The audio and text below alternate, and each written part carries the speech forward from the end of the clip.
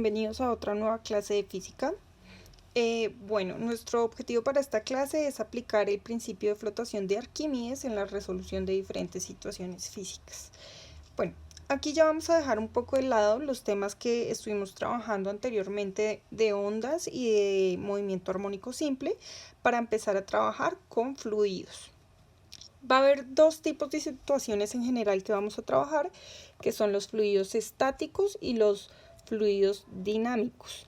Los fluidos estáticos son aquellos fluidos que no están en movimiento y los fluidos dinámicos son fluidos que se encuentran en estados de movimiento, como por ejemplo el agua que fluye a través de las tuberías, ¿cierto? Antes de poder entrar a explorar esa parte, primero vamos a trabajar los fluidos estáticos, esto es, los fluidos en los que no hay movimiento.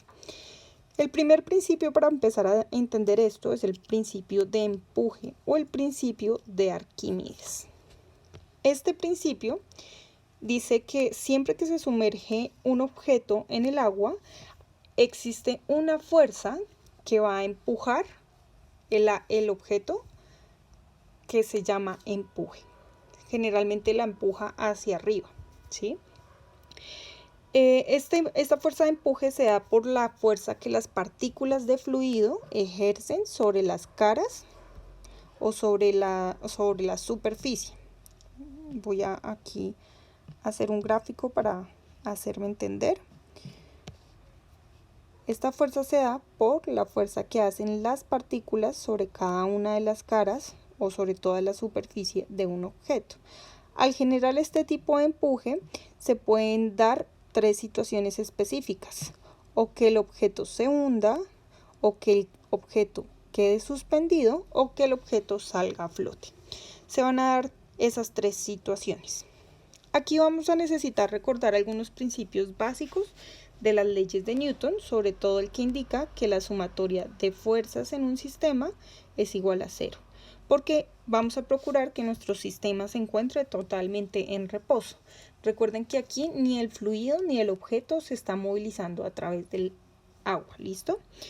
Ecuaciones básicas que vamos a necesitar recordar. Ecuación número 1, la ecuación de densidad igual a masa por volumen. Ecuación número 2, peso igual a masa por gravedad. Y finalmente la ecuación número 3, el empuje. El empuje es igual a la densidad del fluido por el volumen desalojado por la gravedad. Vamos a tener esas tres características en el empuje. Listo. Una vez hayamos aclarado esas tres ecuaciones, que son las que vamos a trabajar, vamos a evidenciar cuáles son esas tres situaciones específicas con las que vamos a trabajar, o esos casos en específicos. El caso número 1 con el que vamos a trabajar es el caso en el que un objeto se encuentra suspendido en el agua. Cuando un objeto se encuentra suspendido, quiere decir que se encuentra en cualquier punto del fluido, ¿sí? Los únicos dos lugares donde no se encuentra es flotando en la superficie o totalmente abajo en el fondo del agua, ¿sí? Se encuentra suspendido en cualquier parte de la superficie, es decir, es un tipo de objeto que uno lo puede poner en cualquier parte del agua y va a permanecer suspendido y no hay necesidad de hacerle ninguna modificación ni nada, sino que queda totalmente suspendido en el agua. Este caso es cuando la densidad del objeto es igual a la densidad del fluido. Aquí la densidad no la vamos a representar con la letra D, ¿sí? Sino que la vamos a representar con la letra ρ, que me representa la densidad. ¿Listo? Entonces, la densidad para el primer caso, la densidad del objeto es igual a la densidad del fluido. En el segundo caso, vamos a tener ya un objeto que se encuentra flotando parcialmente sobre el agua, es decir, una parte del objeto está sumergido mientras que otra parte del objeto no. Este caso se da cuando la densidad del objeto es menor que la densidad del fluido, como el caso de la madera o el caso del hielo, que son objetos que flotan generalmente sobre el agua, y esto se da porque son menos densos que el agua. Y finalmente tenemos un tercer caso, que es cuando el objeto no flota, sino todo lo contrario, cae profundamente hasta el fondo del del líquido. Ese escenario se da cuando la densidad del objeto es claramente mayor que la densidad del fluido. Se van a dar esos tres casos. ¿Qué casos, por ejemplo, se da en el tercer escenario? Cuando, por ejemplo, ponemos una moneda en el agua. La densidad de la moneda es mucho mayor que la densidad del fluido. Esto es algo que ustedes van a poder evidenciar a través del experimento que se diseñó para que ustedes lo hagan en casa. En la actividad ustedes podrán encontrar el link para que ustedes hagan correspondientemente el experimento en casa. Bueno, ¿qué es lo que vamos a hacer el día de hoy? Vamos a explorar esos tres casos de empuje. ¿Listo? Vamos a ver, tengo aquí preparado mi segundo tablero en los que tengo los tres casos. En el caso número 1 tenemos un objeto que está sumergido, que está sostenido en el agua. ¿Listo? Cuando se cumple este escenario se va a dar que el peso, ¿sí?, y el empuje, la suma de esos dos objetos, de esas dos fuerzas, me va a dar igual a 0. Si la sumatoria de estas dos fuerzas me da igual a 0, voy a tener una situación en la que el empuje, recordemos formalmente, es igual al peso. ¿Esto qué quiere decir? Que finalmente nuestra ecuación va a quedar como densidad del fluido por el volumen desalojado por la gravedad igual a masa por gravedad. Recordemos que aquí la masa se refiere a la masa del objeto, ¿sí? O sea, la masa se refiere a la masa del objeto, no a la masa del líquido, sino a la masa del objeto. El volumen desalojado se refiere al volumen de agua que se desaloja cuando el objeto se introduce.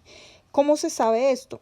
Digamos, si el agua inicialmente estaba en este punto, antes de sumergirlo, cuando se sumerge la esfera, esta pequeña porción de aquí es lo que es el volumen desalojado.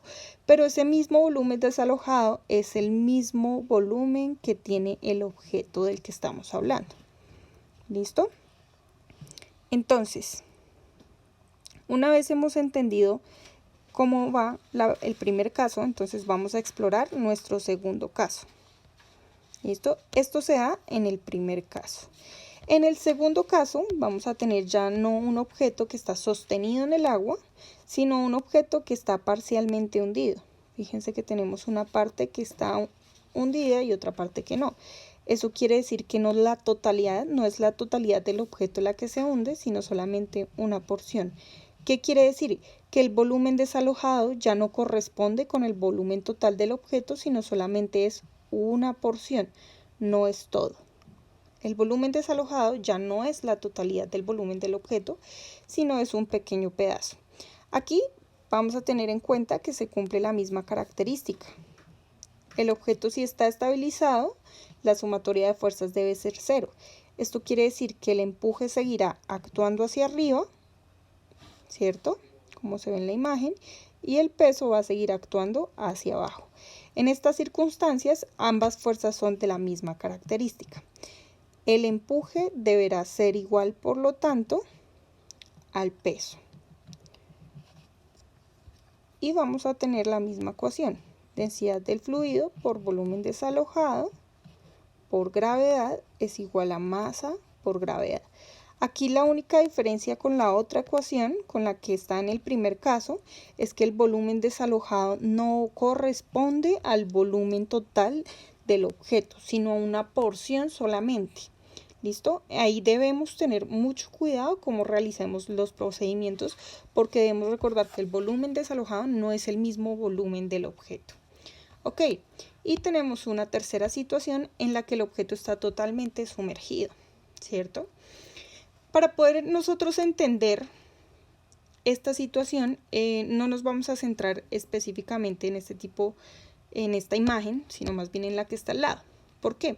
Porque para poder hacer mediciones sobre esto, lo que nosotros hacemos es introducir un objeto para poder medir la fuerza que requiere y para poder calcular esta fuerza.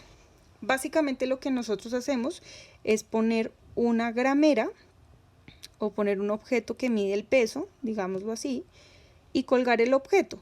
Lo que nosotros sabemos cuando el objeto queda colgado es que ya no va a llegar al piso, sino que va a quedar sumergido como lo podemos evidenciar acá, que queda el peso, ¿cierto? Va a quedar el empuje. Voy a hacerlo un poco más delgado porque necesito un poco más de líneas.